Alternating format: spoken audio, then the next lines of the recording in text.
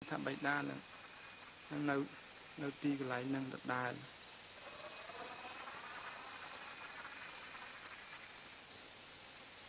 ចឹងកូនចៅឃើញថាអាចឃើញថាបៃតានឹងគង់នៅទីនឹងដដែលចឹងយើងនឹងអនុមោទនាឲ្យកូនចៅទាំងអស់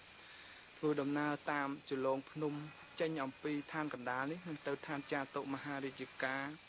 ទាំងអស់គ្នាសូមកូនចៅអនុមោទនាលោកណា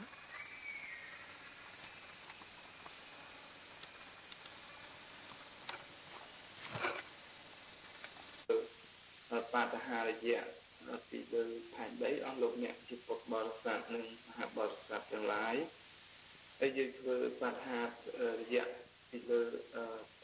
ផែនដីដូចនេះបើសិនជាយើងថតនៅឋានចតុមហារាជការហើយយាមានមេរតីវរនិមិត្តឋានកនិតព្រំបរោហេតាព្រំហើយជាដើមប្រកាសជាកូនចៅនឹង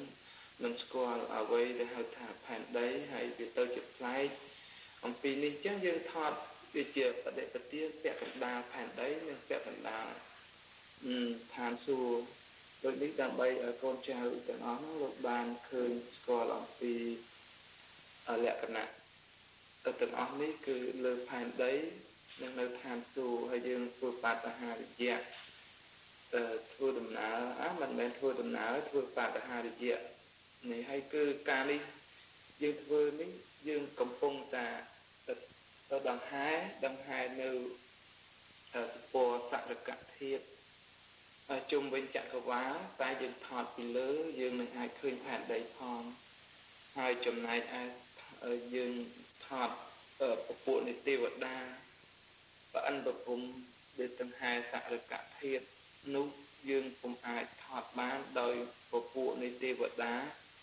ប្រអិនប្រពំនឹងសមោឈានខ្លួនគឺសមោឈានខ្លួនហ្នឹងគឺតូចបំផុតដែលយើង